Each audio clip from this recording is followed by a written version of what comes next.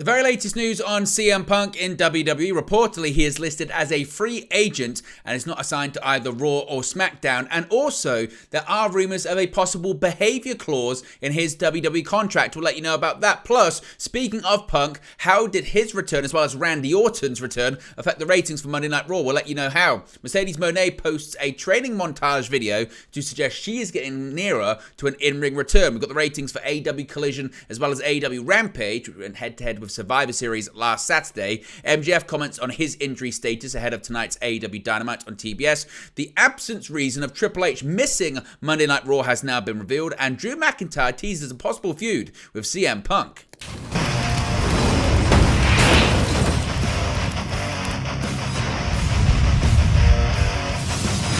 Hey guys, welcome back to Wrestling News 365. Hope everyone is doing very well. As always, there are plenty of news stories to get into in the world of professional wrestling. Let's start off talking about CM Punk. More details surrounding his WWE return, plans for him moving forward, as well as possible details of his contract to ensure that what happened in AEW doesn't happen in WWE. Now, CM Punk is back in WWE and cut his first promo in nearly 10 years this past Monday on Raw. Now, Fightful weren't able to get anyone to admit that they kissed him on the mouth, but they have been told that CM Punk was seemingly in good spirits and seemed happy to be around. Now, as for what Punk actually did backstage during his time at Raw this past Monday, we got details on that as well. Reportedly, according to Sean Ross Sapp of Fightful Select, he spent much of the day getting photographed, both officially and even with some other talent, and actually took some pictures with a few fans after the show backstage. Those that Fightful have heard from said he was on his best behavior as anticipated, and with good reason, because some in WWE were told by higher-ups that there is a behavior clause associated with his contract, which they do stress they're yet to confirm. Now, speaking of, House of Wrestling reported this week that Punk was not, quote, taking a victory lap, end quote, at the end of Raw as a shot at the Young Bucks, as many suggested. Now, Fightful are reporting that they've been told that is accurate, and at least according to WWE, he's looking to move past the situation. Internally, CM Punk is listed as a free agent as of now. There was no producer listed for his segment on Raw, which had some time cut from it because of Randy Orton versus Dominic Mysterio going long. One source backstage said that his reaction to that appeared to be fine. Another wouldn't outright claim it was scripted, but knew the direction of the promo and no shots at AEW were expected. There were several that went against the, quote, everyone is happy I'm here line, which they said may have been tongue-in-cheek. When he was in gorilla position Saturday night before going out for his return at Survivor Series, he briefly joked with some people nearby before walking out. Everything that Fightful have heard as of now is so far so good when it comes to CM Punk. How long that remains, we'll have to wait and see. However, it wasn't just Fightful Select reporting the free agent news. Per PW Insider, CM Punk is listed internally on the WWE roster as a free agent, which means he would be eligible to appear on any of the brands, Raw, SmackDown, even NXT if he wished. Of course, Randy Orton, who returned at Survivor Series, is seemingly also a free agent, with him set to appear on this week's edition of SmackDown, as well as appearing on Raw on Monday. Other free agents include Brock Lesnar, Logan Paul, Von Wagner, Amos, and a couple of others as well. So, what are your thoughts when it comes to a possible behavior clause for CM Punk and WWE? Do you believe that's the case? Do you believe it to be real? Let me know your thoughts, as always, in the comments section below. Now, Monday Night Raw featured the return of CM Punk to the Red brand for the first time in nearly a decade, and many people were wondering what were the ratings going to look like. Of course, it is still Monday Night Football season, so Raw has faced some pretty stiff competition as of late. CM Punk appeared on Raw for the first time in nearly a decade on Monday night, with many wondering how much of an effect the controversial performer and a commercial-free first hour would have on the ratings. Additionally, Randy Orton wrestled for the first time since May 2022. The results are now in, with WrestleNomics reporting that 1.884 million average viewers and a 0.65 rating in the 18 to 49 demographic for Monday's episode. Now, this was the highest overall rating since the Raw after WWE SummerSlam on August 7. Additionally, Monday's show brought in the highest demographic since April 3rd, the day after WWE WrestleMania. Compared to last week, Raw saw an increase of 29% in total viewership and 34% in the 18 to 49 demographic. Breaking down the demographics a bit further, the show had an average of 648,000 male viewers between 18 to 49 and 214,000 female viewers in that same age range. As for the show's quarter hours, also via WrestleNomics, the audience peaked in the opening segment at 2,058,000 viewers on average and a 0.73 demographic. The opening 15 minutes featured Randy Orton's return promo, with Rhea Ripley showing up as well. It isn't unusual for Raw to peak early, as the opening minutes usually bring in the most viewers. However, the episode did retain viewers well and saw increases around the live promos from Cody Rhodes, Seth Rollins and Punk. The final quarter hour saw 1.768 million total viewers on average and a 0.66 in the demo. The company has already touted the fact that the video of Punk's return at Survivor Series War Games is their highest performing social media clip of all time, and Punk's Raw return is delivering numbers as well. That video currently sits at more than 2 million views after just 36 hours. Are you surprised? Do you think that's the number that you expected for Raw this week, or is it a little bit lower? Should we consider Monday Night Football competition as well? Let me know your thoughts about that in the comment section below. Now, Mercedes Monae. We've got a bit of an update on Mercedes Monae and her return from an ankle injury. It's been over 6 months since Mercedes Monae suffered a significant ankle injury at New Japan Strong Resurgence. In a new video shared by Monae on social media, it would appear that the former WWE star, who began working for New Japan Pro Wrestling and Stardom at the start of the year, is ramping up her training for an in-ring return. Throughout the montage, she is seen going through some vigorous exercises inside the squared circle at the Hybrid School of Wrestling in San Antonio, Texas. While she no longer requires a walking boot, Monae does appear to be wearing support braces on her left leg throughout the session. Monae's ankle injury occurred during the finals of the New Japan Strong Women's Championship tournament against Willow Nightingale. She was visibly struggling at the end of that title clash after falling from the ring to the floor. It resulted in an awkward finish in which the referee abruptly stopped counting Nightingale's pinfall following a powerbomb. Nightingale then delivered another powerbomb to capture the bout. It was later reported that Monae called an audible in the ring to alter the conclusion of the match. Monae was supposed to win the championship.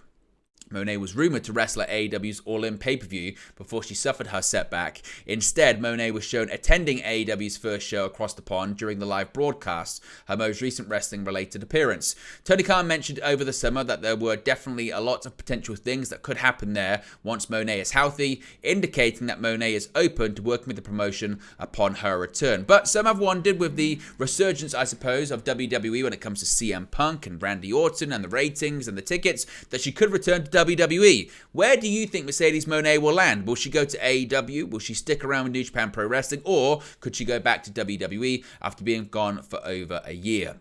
Now, speaking of AEW, we've got the ratings for AEW Collision and AEW Rampage. First, let's start with AEW Collision. Of course, both shows went head-to-head with Survivor Series on Saturday, and November has been a month to forget for AEW Collision when it comes to ratings. The Saturday night show has seen its ratings fall as it has gone up against heavy WWE competition from either PLEs or even an episode of SmackDown when Collision was forced to move nights on November 17. And after going up against Survivor Series this past weekend, the trend continued. WrestleNomics reports that Saturday's episode of Collision drew 317,000 total viewers and a 0.09 in the coveted 18 to 49 demographic.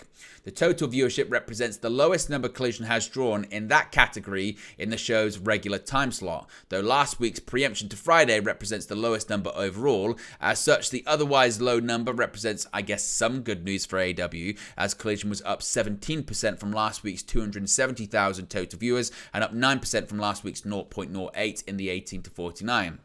But when it comes to ratings of the Saturday night show, Collision was actually, I guess, a step up from AEW Rampage, because Rampage aired just prior to Collision this past Saturday night, outside of its Friday night's regular time slot. Rampage drew 264,000 total viewers and a 0.08 in the 18 to 49. Even counting preemptions, this was the lowest rated Rampage in the 2-year history of the show, though it was only the 4th least viewed Rampage in the 18 to 49. While the numbers were low, both AEW shows featured marquee bouts, with Rampage seeing Wheeler Yuta defeat Katsuyori Shibata to regain the Ring of Honor Pure Championship, with Shibata now set on a return to Japan following the defeat.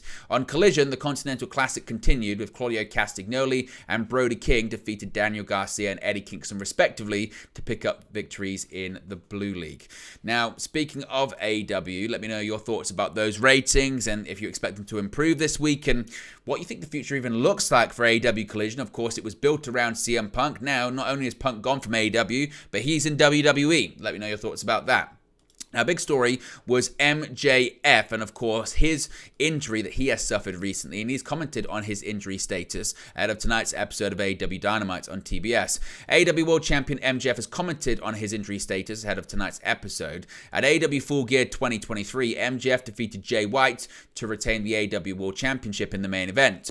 During the course of the bout, MJF dislocated his hip, performing the top rope elbow drop to White on the ringside floor, and aggravated a shoulder injury with a top rope uranagi, according to a report from Dave Meltzer. After a deleted tweet confirming it from the AEW World Champion himself, Fightful Sean Ross Sapp provided an update that MJF indeed had a legitimate shoulder injury. On November 29, that being today, MJF took to social media to provide his own update on his condition ahead of tonight's episode of AEW Dynamite. He wrote, you can see it on the screen right now, quote, "I didn't sleep a wink. I'm in a shit ton of pain and can't get comfortable. But it's Wednesday. We got a show to put on. I hear it all. I read it all. I see it all. I'm wide awake in more ways than one. Let's restore the feeling." Now, MJF is set to defend the AEW World Championship against Samoa Joe on Saturday, December 30 at the AEW World's End pay-per-view. What do you think the outcome of that match is going to be, and what do you think the future looks like for MJF, given that he has this legitimate hip injury as well as this legitimate torn rotator cuff as well? Now, Triple H missed this past week's edition of Raw, even though it was a historic one featuring the return of CM Punk and Randy Orton. But we now know the reason as to why he missed the show. Monday's episode of Raw, as I mentioned, was a big one, with both Randy Orton and CM Punk returning to the show for the first time in a while. As reported yesterday, WWE Chief Content Officer Paul Triple H Levesque was absent from the taping, with Bruce Pritchard taking over head producing duties. In an update from PW Insider, it's now been revealed what Levesque was busy doing. He and WWE President Nick Khan are said to have been in Los Angeles, California, negotiating the next TV deal for Monday Night Raw. The report states that there are several parties interested in the rights for Raw, but it's unclear at this time which companies that might include. The last several months have seen WWE sign new media rights deals for SmackDown, which will move back to the USA Network next year, and WWE NXT, which is set to move to the broadcast home of the CW Network. Dave Meltzer recently reported that analysts expect Raw to be worth roughly $387 million a year. Dollar values for the company's new SmackDown and NXT deals were never revealed publicly, but should eventually become disclosed in financial filings.